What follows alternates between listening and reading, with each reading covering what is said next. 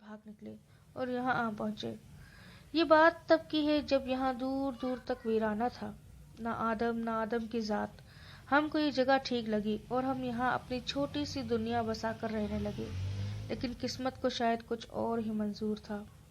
ہم دونوں کے گاؤں والوں کو ہماری یہاں موجودگی کا علم ہو گیا اور ان ظالموں نے ہم دونوں کو قتل کر کے یہیں دفن کر دیا۔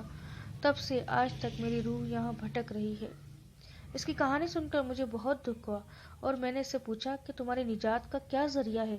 اگر میں تمہاری کوئی مدد کر سکوں تو مجھے بڑی خوشی ہوگی۔ وہ مجھے کچھ دیر پتھرائی ہوئی نظروں سے دیکھتی رہی، پھر کچھ دیر بعد بولی، اگر کوئی ہندو ریتی رواج کے مطابق میرا کریا کرم کر دے تو مجھے مکتی مل جائے گی۔ میں نے کہا کہ میں یہاں کے رہنے والے لوگوں سے کہوں گا کہ وہ کسی سے کہہ کر تمہارا کریا کرم کروا دے۔ وہ مجھے اس طرح دیکھ رہی تھی جیسے میرا شکریہ ادا کر رہی ہو، اور پھر وہ غائب ہو گئی۔ میں بھی واپس مچھلی فارم پر چلا گیا۔ اب رات ہو چکی تھی۔ میں نے تھوڑا بہت کھانا کھایا اور سونے کے لیے لیٹ گیا۔ جلد ہی مجھے نیند آ گئی۔ صبح جب میں جاگا تو وہ نوکر جو پہلے یہاں کام پر تھا وہ واپس آ گیا۔ میں نے ہاتھ منہ دھویا، ناشتہ کیا اور اس کا کام دوبارہ اس کے حوالے کر کے میں پیر صاحب کے حکم کے مطابق دوبارہ پولٹری فارم پر آ گیا۔ پولٹری فارم پر آ کر سب سے پہلے میں نے آس پاس کے لوگوں سے اس لڑکی کے بارے میں پوچھا کہ فلاں فلاں گاؤں کے لوگوں کے ساتھ یہ واقعہ ہوا تھا اور اب اس کی روح بھٹک رہی ہے۔ ان لوگوں نے کہا، ہاں یہاں یہ واقعہ ہوا تو تھا اور ہمارے باپ دادا یہ قصہ ہمیں سنایا کرتے تھے، لیکن تم یہ سب کیسے جانتے ہو؟ میں نے ان کو ساری کہانی سنائی اور کہا کہ آپ لوگ کسی طرح ہندو رواج کے مطابق اس کا کریا کرم کروا دیجیے تاکہ اس کی روح کو مکتی مل جائے۔ لیکن وہ لوگ بجائے اس کے کہ اس روح کا کریا کرم کرواتے، وہ لوگ مجھ سے ہی خوف کھانے لگے۔ وہ لوگ میرے پیر صاحب سے کہنے لگے کہ تمہارا آدمی پتہ نہیں کیا ہے، یہ آدمی تو سالوں پہلے کی باتیں بتا رہا ہے، کہیں یہ کوئی جن تو نہیں؟ خیر، ان لوگوں نے اس کا کریا کرم نہیں کیا اور میرا بھی یہاں پولٹری فارم میں کام ختم ہو چکا تھا، لہٰذا پیر صاحب کے حکم کے مطابق میں واپس شہر آ گیا۔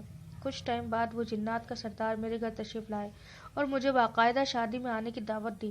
میں نے یہ بات پیر صاحب کو بتائی اور پیر صاحب نے مجھے اجازت دے دی کہ جہانگیر، تم بے خوف و خطر شادی میں جا سکتے ہو، تمہیں ڈرنے کی کوئی ضرورت نہیں۔ لیکن پتہ نہیں کیوں میرا دل نہیں چاہ رہا تھا، اس لیے میں شادی میں شرکت نہ کر سکا۔ پھر ایک گاؤں کے وڈیرے کی بیٹی کی شادی میں مجھے جانے کا اتفاق ہوا، جہاں میرے دوستوں نے دھوکے سے مجھے شراب پلا دی، حالانکہ میں کبھی کوئی نشہ نہیں کرتا تھا اور نہ ہی کسی قسم کے نشے کی مجھے عادت تھی۔ دوستوں کے دھوکے سے شراب پلانے کی وجہ سے میرا جناتوں کے ساتھ رابطہ مکمل طور پر ختم ہو گیا، کیونکہ جناتوں کے سردار نے مجھے کسی قسم کے بھی نشے سے منع کیا تھا اور کہا تھا کہ اگر کبھی تم نے کسی قسم کا بھی نشہ کیا تو ہم تم سے کبھی نہیں ملیں گے، ہمارا اور تمہارا تعلق ٹوٹ جائے گا۔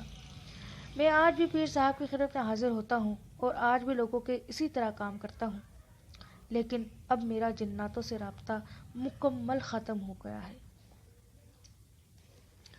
امید ہے آپ لوگوں کو یہ کہانی ضرور پسند آئی ہوگی۔ اگر پسند آئی ہو تو پلیز لائک اور شیئر ضرور کیجیے گا، ساتھ ہی میرے چینل کو سبسکرائب کرنا نہ بھولیے گا، ساتھ لگے ہوئے بیل آئیکن کو بھی پریس کر دیجیے گا تاکہ میری ہر نئی آنے والی ویڈیو کا نوٹیفیکیشن آپ کو سب سے پہلے ملے، اور اسی طرح کے اچھے سچے اور انٹرسٹنگ واقعات جو جنوں بھوتوں کے ہیں، اسی طریقے کے دلچسپ و عجیب و غریب واقعات اگر آپ مزید جاننا چاہتے ہیں تو میرے چینل کو سبسکرائب ضرور کیجیے گا، ساتھ ہی ساتھ لگے ہوئے بیل کے آئیکن کو بھی پریس کیجیے گا اور میرے چینل کو سبسکرائب ضرور کیجیے گا اور لائک اور شیئر ویڈیو کو ضرور کیجیے گا۔ اور میرا فیس بک پیج بھی ہے جہاں پر آپ اگر یہ کہانیاں پڑھنا چاہتے ہیں تو مختلف دوسری کہانیاں بھی ہیں جو سچے واقعات پر مبنی ہیں، جو سچے واقعات ہیں، اسی طریقے کے عجیب و غریب واقعات ہیں جو میں شیئر کرتی رہتی ہوں اپنے فیس بک پیج کے اوپر بھی، تو آپ لوگ اسے بھی ضرور وزٹ کیجیے گا اور مجھے اپنے دعاؤں میں یاد رکھیے گا۔ چلتے فرینڈس، اللہ حافظ، ملتے ہیں ایک نئی ویڈیو میں ایک نئے اور سچے واقعے کے ساتھ،